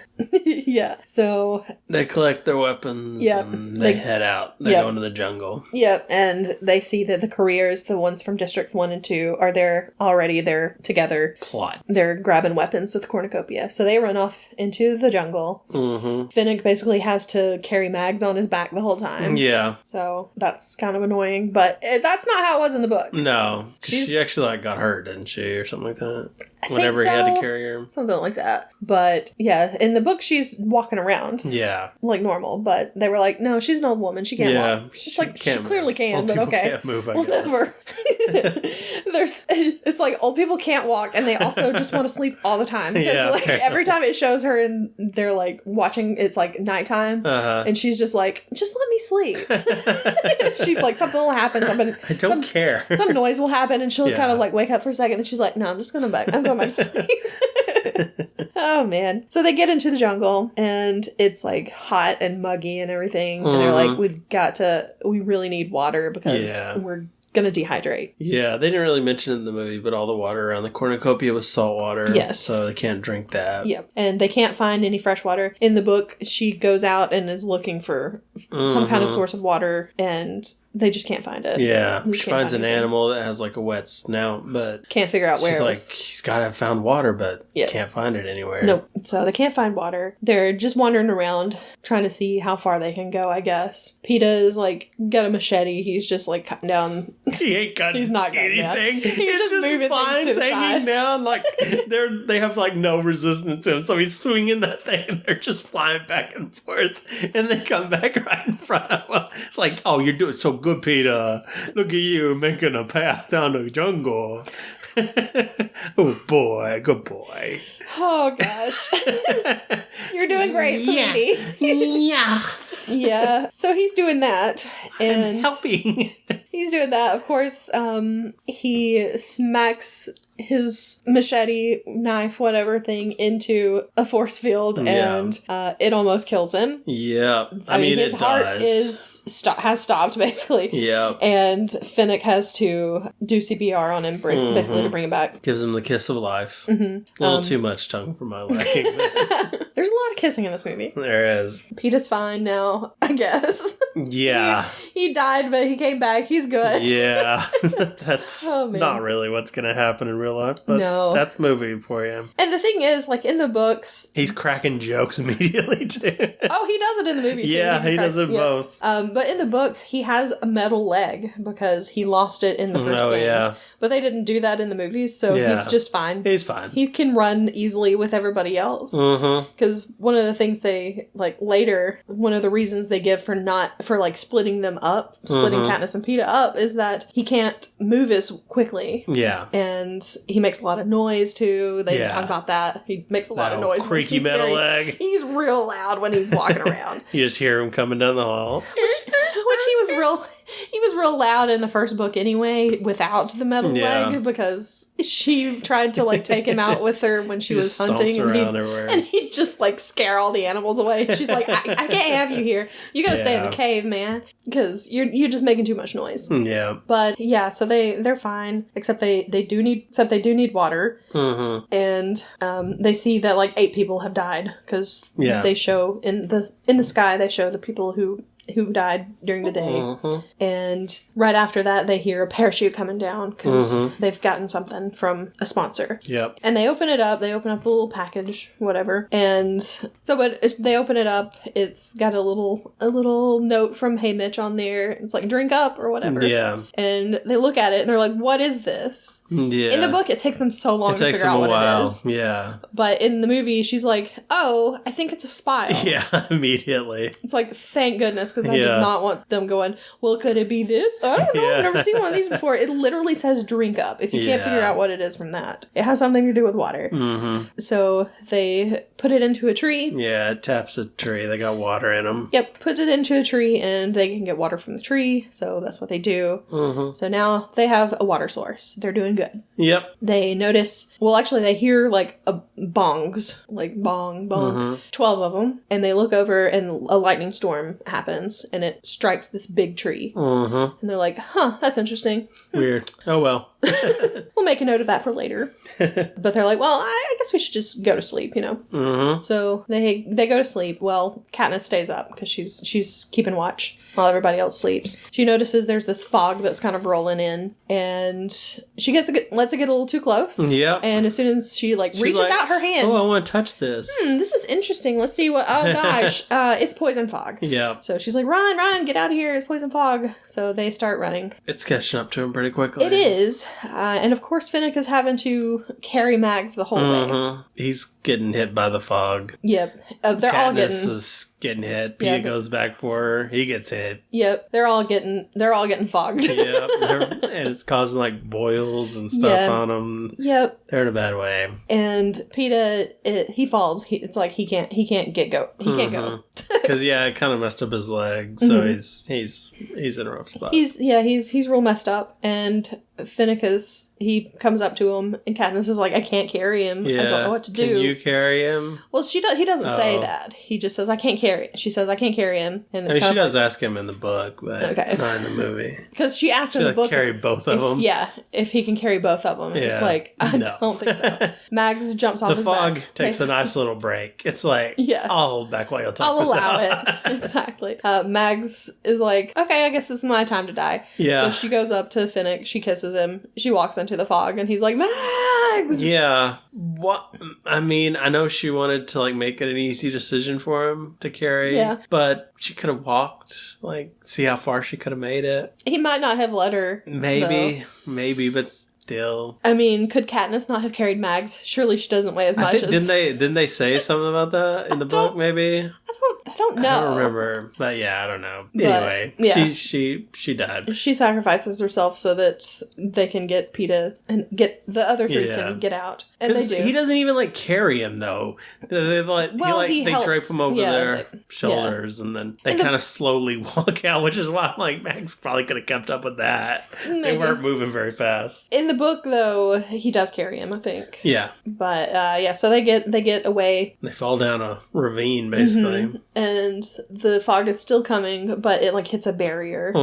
And then it all goes away. Yep. So, Mags is gone. Katniss looks up. She sees there are like monkeys above her. She's like, well, that's weird, but whatever. Oh, well. I'm not going to worry about it too much. She sees some water, so she goes over to the water, I guess, because she's going to drink it or something. Yeah. Don't really know, but when she puts her hand in it, it starts like dissolving the fog or whatever. The gas releases off her skin. Yeah. So it's relieving her pain. So she's like, come get in the water. It helps. So she gets all the way in the water. Peeta manages to crawl himself over there too. Yeah. They get in the water. And once they're feeling better, they drag Finnick into it also, so that they can all kind of start feeling better. And the water helps. Yep. Clears all their boils and they're looking good. Yep. They're looking back to normal. Peeta's like, I'm gonna go over, I'm gonna get some more water for us. Yeah. So he's over there. And Katniss and Finnick are, I guess, just chilling in the water for a while. And then they notice there's more monkeys than there were before. These monkeys are getting a little close for my taste. Yeah. I mean, they look more like baboons, but... Yeah, they do. In the book, they're just called monkeys. And monkeys. Monkeys. Yeah. Peeta can't really talk because he got gassed, so he can't really pronounce monkey. Yeah, it was like messing up their like nervous system and stuff, so he couldn't talk well, so he called them monkeys. Yeah. Yeah, so they're like, Peeta, maybe you should like come back over this way where we are. Real slow, Real slow, exactly. He's like, what are you talking about? He's like, oh gosh, okay, there's a monkey in my face. Just starts screaming in his face. So they all walk back together. Yeah. They have their weapons and everything, and the monkeys attack. Yeah, they're fighting off monkeys. Yep, so they have to fight them off and everything. They're trying to run because they can see the beach. They're like, we gotta get to the beach. To the beach? Beach. Nicki Minaj. So they're trying to get to the beach and everything, and the monkeys are chasing them. They're falling all over the place. They're still trying to fight. Katniss goes underwater. A monkey gets on top of her. Peeta kills it. Yep. But then a monkey's coming straight for him. Yep. Who will help Peeta? Because he's like backed up against a tree and there are like vines everywhere and everything. And it's like, oh, this monkey's about to kill him. And then one of the morphlings, the woman morphling, jumps out from the tree. You can see like her face just hurt. She just kind of appears out of nowhere. She's all makeuped up for camouflage. Yep. And so she jumps out from the vines and she tackles the monkey and bites her in the neck and everything. She's dead. And in the book, this happens and I'm like, wait, why? Yeah. Why did she do this? Yeah. I like to think she was just looking for drugs and she just happened to wander in and then just got bit by a monkey randomly. She's like, these monkeys they're acting real crazy right now. I think they might be on drugs. I need to find their stash. The monkey drugs. So the monkey attacks her. Somebody kills it. I think it's Peeta that kills it. Yeah. And they take her with them. And they make it down to the beach. Yeah. And the monkeys can't get to them anymore. Yep. They take her into the water and everything. And Peeta just kind of talks to her, telling her about the sunset or looking at the sun. It's sunrise. Yeah. Look at all the pretty colors. The colors and everything. And she dies. And then they're like, why did she do that? He's like, why did she sacrifice herself for me? And Katniss is like, you think she was sacrificing herself for you? Yeah. And it's kind of like, it kind of makes me think of, why would she do that? Only people should sacrifice themselves for me. You think people would do that for you? Besides me? The way she said it, it was like, you think someone would do that for you? It's like, girl, you were basically planning on doing that yourself for him. Yeah. So anyway, yeah. I mean, he's like, it seemed like that's what was happening. Yeah. And later they say that a bunch of the tributes were in on it. So maybe she really did. Yeah, because it's just so weird. She was hiding the whole time. How was she actually doing anything? Yeah. And then I don't know. She just happened to be in the right spot at that exact time. I don't know. But yeah, when in the book they say which districts, the tributes from which districts were in on the whole thing. And that was one of the districts. Yeah. So they were in on it. Yeah. So they're sitting out there on the beach now. They're eating fish. They've got oysters and stuff.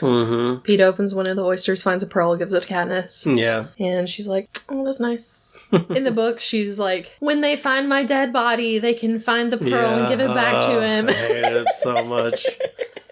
Because she's just so determined to die. Yeah, just eat your Count Chocula with blood already.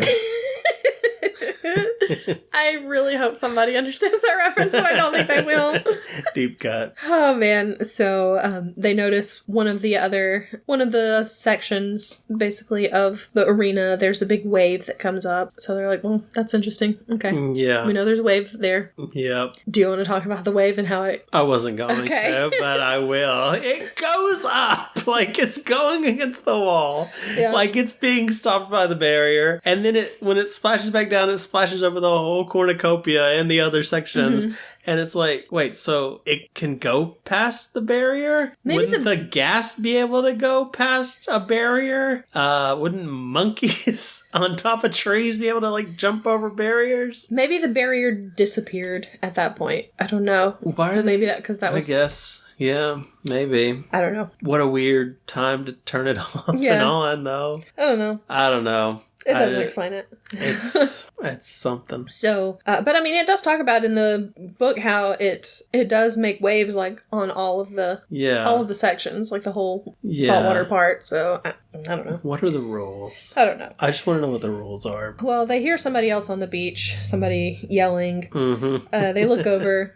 Joanna just makes me laugh. Yeah. Or Joanna, however you pronounce it. Oh, yeah, I was like, I thought you said Joanna, how you pronounce it. I was like, or like Joanna, how you pronounce it, but I pronounce it Johanna.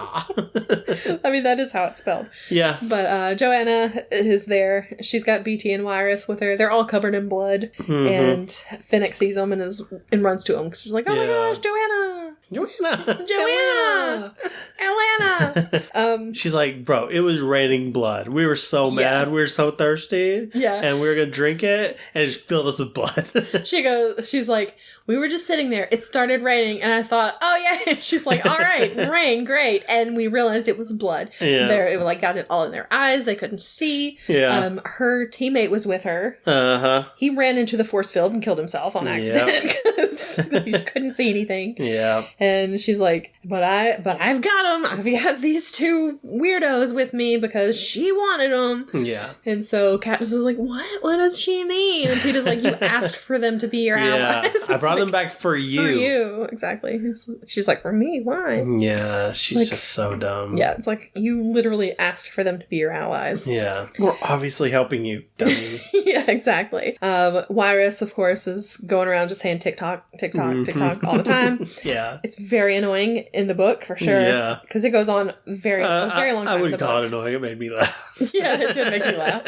So, it goes on for a while in the book. In the movie, she doesn't do it that much. No. Before because Katniss actually gets something quickly. Yes. So they see the lightning strike again. Mm-hmm. And she's still going TikTok. And that's when Katniss realizes, oh my gosh, it's a clock. The arena is a clock. Each of the spokes, like the little pie wedge, whatever, between the two spokes, each one is for 1 hour. Yeah. So the lightning strike hits at 12. Mm-hmm. So midnight and noon. There's something, I think it's the blood rain is after that. Maybe.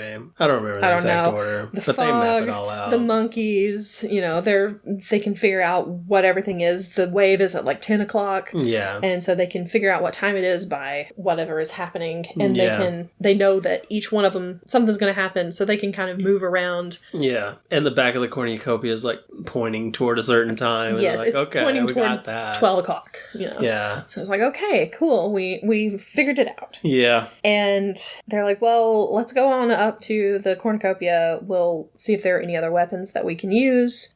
Just check it out and map out what each little part of the wheel, part of the clock is. So while they're doing all that, Wirus is just like sitting there. She's doing hickory dickory dock, and then she screams, or not screams, but she kind of like Atlanta, gasp kind of thing. And they all look over, and the District 1 guy, Ross, is there. He's stabbed her basically. Yep. So she's dead. Wirus is dead. Mm-hmm. And Katniss just shoots him. Katniss shoots him. He's dead now. Yep. The girl from 1, Kashmir, she's also there. She attacks. I think Joanna kills her. Yeah, maybe. With her axe. So she's gone. The other 2 careers are also there. They try to kill them, but they get away. Yeah. So they're kind of chasing after them. And then Plutarch is like, let's change this up a little bit. Spin it around. Spin this clock around. So the cornucopia and part of the spokes start spinning. And of course, Katniss ends up getting flung off. Yeah. But like right as it ends, so she's fine. Because he sees her in the water and he's like, all right, we can stop it now. Yeah. Like, let's see him find out what time it is now. Exactly. Like, but the tree still where it was, and it still strikes. Well, the thing is, there's supposed to be a tall tree exactly like that in each section. Oh, really? Yeah. In the book, that's how it is. So they're not supposed to be able to tell which one is the lightning strike tree. But all you have to do is wait for, like, the monkeys to show up. The blood rain, so you can go, oh, okay, well, I know exactly which one this is. Now big wave. Yeah. Yeah, because you're going to notice that wave. Yeah. Because at 10 o'clock, that wave's going to come and you're going to go, oh, it's 10 o'clock. Yeah. It's not that hard. A little dumb, but whatever. Yeah. So that doesn't make sense. They start making a plan. Well, first there's the Jabberjays that show up before they make their plan. The Jabberjays. They're like out at the beach. They're, I don't know, fishing or doing something, just talking. I have no idea. And then suddenly Katniss hears a scream, someone screaming her name, and she's like, "Oh my gosh, it's Prim!" Yeah. So she runs into the jungle. Finnick chases after her because he's like, "It's not Prim. It's not Prim. Just come back," But she thinks it's Prim, but it's a Jabberjay. Yeah. And so she kills it. And then he's like, it's fine. It was just a Jabberjay. Don't worry about it. But then he hears one yelling out his name. Yeah. And he freaks out and starts yelling, Annie, Annie, and runs off. And she's like, what the hell? We just went over this. You said it. You literally just said. Yeah. And he's like, but how did they get how did they record it? It mimics what it hears. Yeah. And so, they're afraid that they have like their loved ones and are torturing them and everything. There's one from Gale also. And there's just a swarm of them in the movie. Yeah, her mother and everything is also yelling, and it's just all these people that they know. And the birds swarm them and everything, and they have to wait a full hour of listening to that before it's over. Yeah. And they explain better, I think, in the book why Prim can't be being tortured. Yeah. Because in this, they're like... People love her. Everybody in the Capitol loves Prim. They wouldn't let anybody torture her. And it's like, well, they wouldn't know. Yeah, that's dumb. Okay. But in the book, he's like, we're down to the final 8 people. Or almost down to the final 8 people, something like that. They got to do interviews with them. They do what do they do when there are 8 people left? They interview the family and friends or the family, I guess for sure, of the tributes. Yeah. They can't do that if they're torturing Prim. Yeah. So it's like, okay, that makes sense. And also they're like, BT, can people like do basically AI voices and stuff? Yeah. And he's like, yeah, they can do it. Kids do it in school all the time. From like interviews and stuff. And, exactly. Yeah. So it's possible. That's probably what they've done. So it's in the book they explain it better, I think. Yeah. But there we go. So she asks who Annie Cresta is because Finnick had been yelling Annie and running and everything, and she finds out she was the one who won 5 years ago, and then she kind of went crazy after she got out of the games. But Finnick is in love with her, and that's who Mags volunteered for. So, and then BT's like, I have a plan. And Joanna's like, let me go get Finnick. And then BT again goes, I have a plan. Yeah, he says it twice for no reason. It's like, okay, we got it, buddy. You got a plan. Congrats. You could have edited that out. So he didn't have to say it twice. So he's got wire. He has wire that he invented that can hold current. Yes. And so he's like, we know that at 10 o'clock, a big wave comes and gets water all on the beach, basically. Yeah. And he's like, we know at 12 o'clock, that tree gets hit by lightning. So the plan is we know that the other people aren't coming to the beach because we're here. Exactly. So once we leave, they'll come here. Yeah. Because it's the safest place. Yeah. So he's like, what we're going to do is we're going to go to that lightning tree. We're going to use this wire wire. We're going to wrap it around the tree, take the wire down to the beach. The beach is going to be wet from all the water from the wave, and as soon as the lightning hits the tree, it's going to electrify everything, basically. Yeah. So everybody that's on this beach is going to get electrocuted. Mm-hmm. And, then it's just going to be whoever's left. Here's my problem. Mm-hmm. Why didn't they just tie it down to the beach before they leave and then go to the tree and attach it to the tree? Why'd they have to run from the tree to the beach where they were to do that? I don't know. Because they could have tied the stuff around a rock. Yeah. Or something. Or the cornucopia. Yeah. And stuck it into the water. Because they were like, you may have to make sure that it sinks. Yeah. It's like, okay, tie it around a rock or something. Stick it in there. It's sunk down. You can go up and then tie around a tree. Uh-huh. I don't know. I don't know. They could have done it with multiple wires in case one got cut. Yep.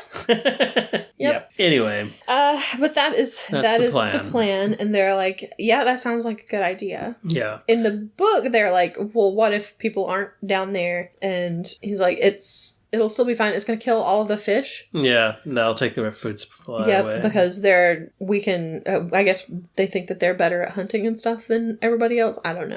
Because it's like, well, couldn't they also kill the animals? Yeah. Sure, but whatever. But it forces them into the jungle. They don't like the jungle. That's true. So, and maybe the other people haven't figured out the whole clock thing. Yeah. And so they don't know. They might end up in one of the places that has like the monkeys and they might get attacked or, there's one section, there's two weird sections that they don't really go into, but they know something bad's in them. It's in the book, but it's not in the movie. One of them has like these insects. It's like right between the wave and the lightning. Mm-hmm. And they're like, oh, those things would probably just like eat you straight to the bone, basically. Mm-hmm. We don't want to go there. And then the other one, somebody dies in it and they have to like pull out, like they have the claw that pulls out the body. Mm-hmm. It has to go down 5 times to pull out pieces of this person who has died in it. And so they're like, there's some kind of beast in there. We don't want to go in that one. Yeah.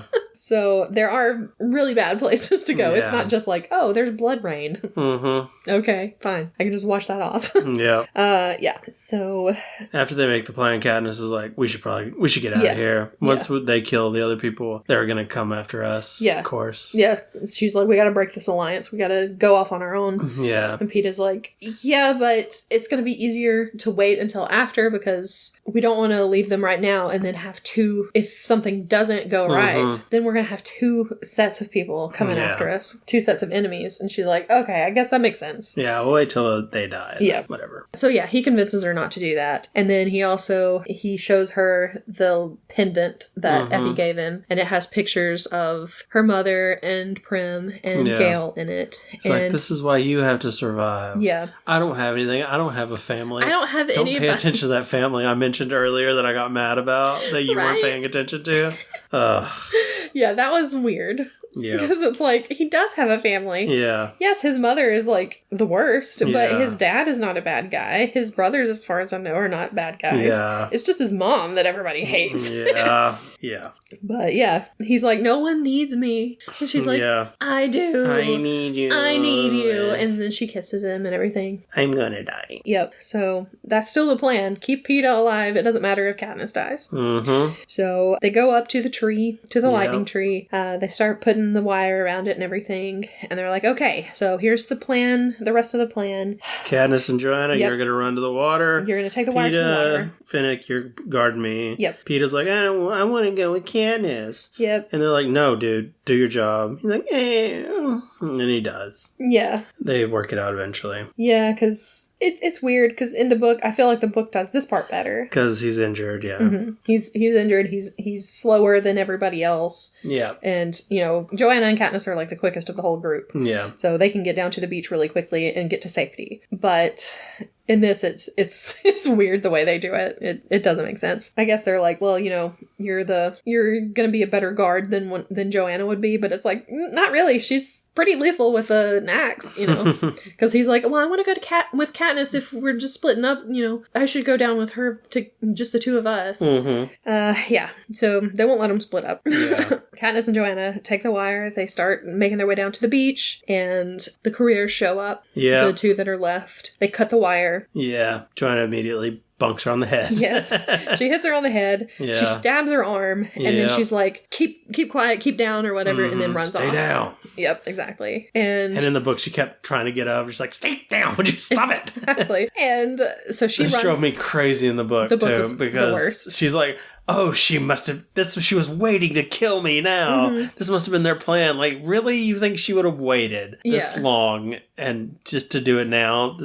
And you think that she would have just left you alive? Yeah, and told you to stay down when you know other people are coming. Yeah, this is where in the book Katniss is just like, you're the worst. But in the movie it's better. It's not as bad. It is weird. I could understand being like, what's happening? What is happening right now? Exactly. And she stumbles up and she wants to go after Peeta to help him out, but she does hide because she hears Finnick come down also. And that makes sense because she's trying to figure it out. Yeah. But and in the book she's like, oh, Finnick is gonna kill Peeta. Yeah. They were just waiting for this moment to separate us and do all this stuff. Yeah, exactly. It's like, okay, you would have heard a cannon, but sure. Yeah. So Finnick is yelling for Joanna and he passes by, and as soon as she realizes that he's gone, she gets up, she runs back up toward the tree to get to Peeta. Yep. Once she gets up there, Peeta's not around, but she sees BT. Yeah. Like electrocute himself, basically. Yeah. He throws something at the yeah, he'd made like a spear with the wire wrapped around it. Mm-hmm. And he throws it at the force field and it electrocutes him. He's on the ground shaking. And she's yelling for Peeta. Peeta's nowhere around. I have no idea what happened to Peeta. Yeah. In the book she does see Peeta she starts yelling so that they'll come to her instead of go to him. The careers will come after her instead. Yeah, because she's like, if they come to me when this lightning hits, it's going to kill everybody over here, and then Peeta will get away, and maybe he can win the games, and he'll be fine. I think what happened in the movie was Peeta painted himself up to look like BT and just took his place on the ground. He's hiding. In plain sight. He's actually the spear he made.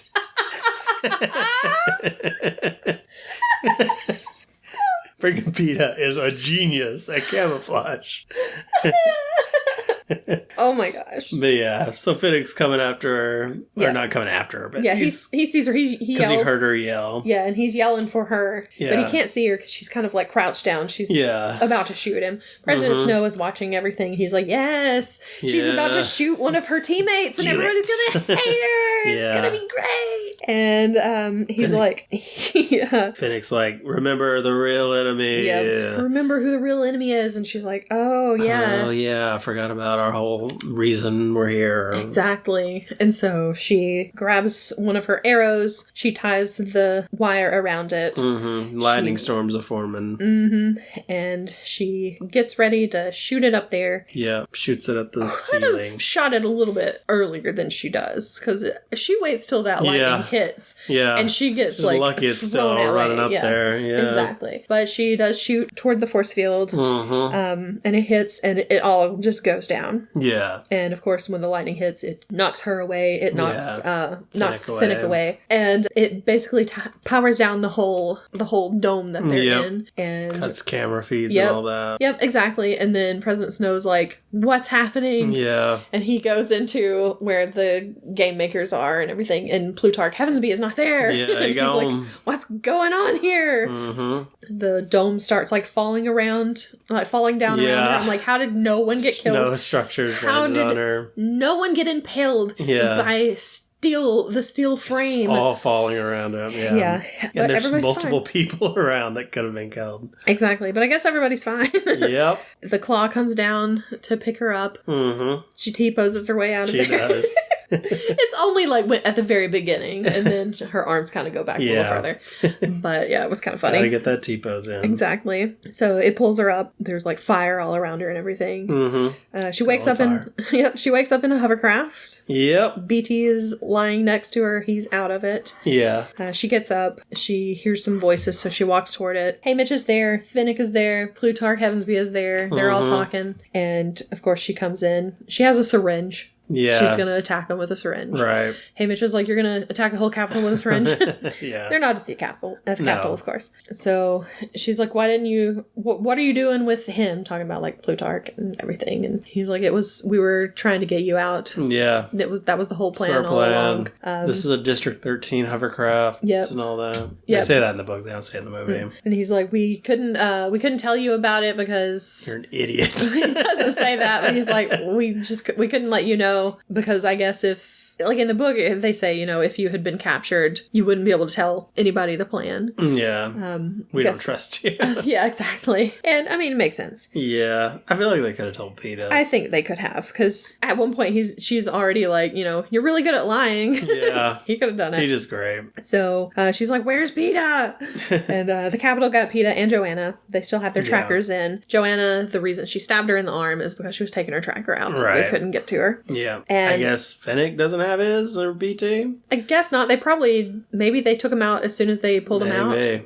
And maybe they just couldn't get to, or maybe Finnick got theirs out. I don't know. It doesn't go that far into it. Nope. But they're heading to District 13 right now. And she's very mad at Haymitch because she's like, you promised you would get Peeta out of there, that you would save Peeta. Which, I mean, he's he alive. Did. Yeah, he's fine. Yeah. I mean, he did promise that. But he is, Peeta is technically alive. But they had to get her. They had to get her because she's the Mockingjay. Yeah. She's the symbol of the rebellion, and they need her to be alive, basically. Although I think that if she had died, it probably would have been fine too, because then she would have just been a martyr. Yeah, and the martyr she wanted to be. Yep, and it would have worked just as well. But, probably. But they wanted her alive, so they got her. Yeah. Of course, she like slaps Haymitch at one point. And they take her down and they like give her a sedative or whatever. Yeah, they're like, okay, you sleep now. Exactly, you go to sleep now. She wakes up. Gale is there. Yeah, in the book, he's supposed to have like a really burnt up face. Yeah. And stuff, but in this, he's got just a little bit of a scar coming off his eye. He just looks like somehow makes him better looking. It's like, how is this possible? Come on. Okay. So he's like, she asks, about Prim, and he's like, your mom and your sister are fine. We got them out. As soon as the games were over, they firebombed. Hovercrafts came in, they firebombed District 12. Yeah. District 12 is gone. Yeah, there is no District 12. Yep. Cut to base shot. Yeah. She is very sad. She's, she's upset, but then she's very determined. Yeah. She's like, oh, I'm going to get them back angry for this. I'm going to kill Bill Snow. So yeah, she's not very happy about it. Yeah. And that's how it ends. That's it. Yep. It was something. I didn't like it as much as the first one, but I still hold out hope for 3. I'm looking forward to it. Okay. Yeah. There's not another an actual Hunger Games in the third one, is there? No. Okay, good. I don't need another one. I feel like I don't think this one was that strong. I mean, there are some there's a part of it where there are traps and stuff. Yeah. But it's not technically a Hunger Games. It's not where people are having to be reaped to go in and do this stuff and kill each other. No, it's not. There's not any more of that. This was the last one in the. I don't want to say it was the last one in the series, but. Oh, here we go. There's a really bad ending of the trilogy. Guess what? We're doing it again. Oh man. She becomes Snow. Oh no. This is the last Hunger Games. Okay. Well, all right. I'm sorry I ruined it for you. It's fine. It's not my intention, but I'm a curious fellow. I mean, it's not like it's my favorite one of the series or anything. Is it really? Yes. Oh.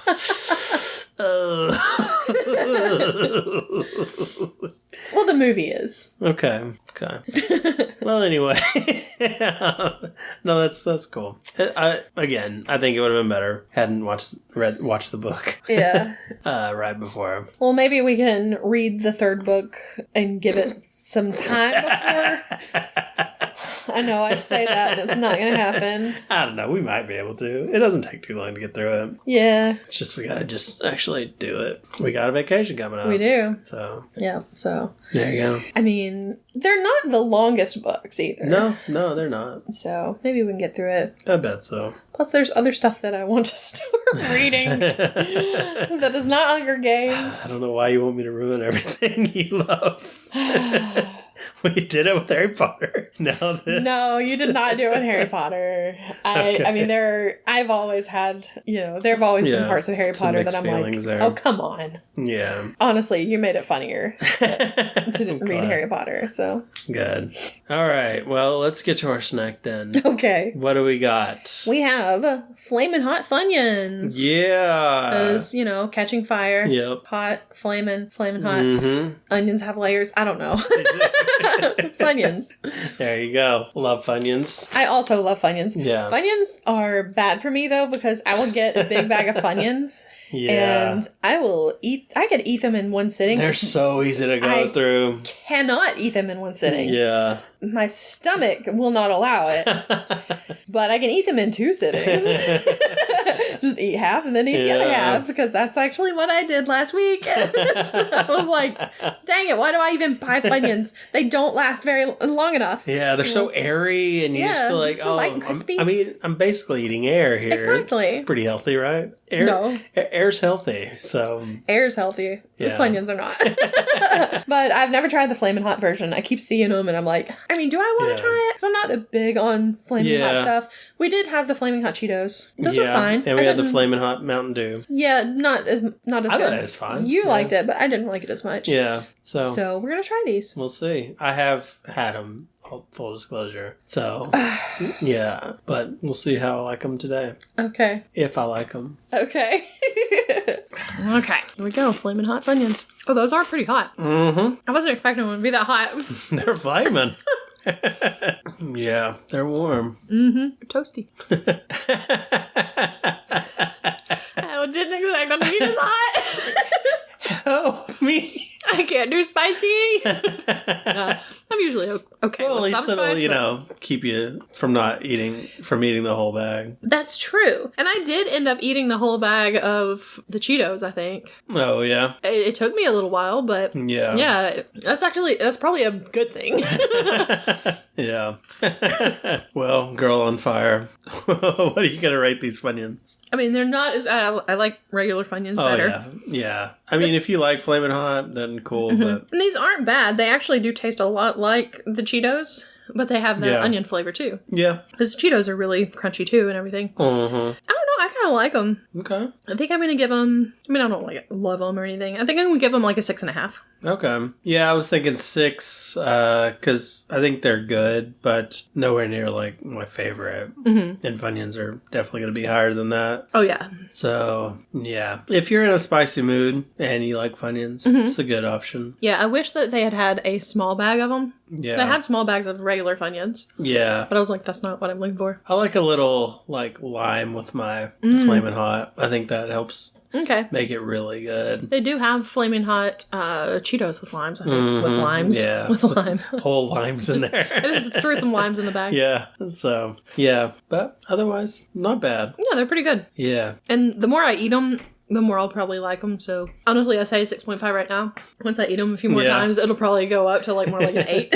Yeah. Because that's usually how it is with me. I'll try something and I'm like, I don't know if I like this. And then I start eating, I eat more, or I drink more of it. I'm like, well, it is kind of growing on me. So I have a feeling these would grow on me. Yeah. Those satellites were 10s, right? By the time you were done, you finished them off, you're like, love them. I don't remember what I gave the satellites at first. I think you gave them 3, maybe? Maybe. They probably went up to about a 3.5. They were still real bad.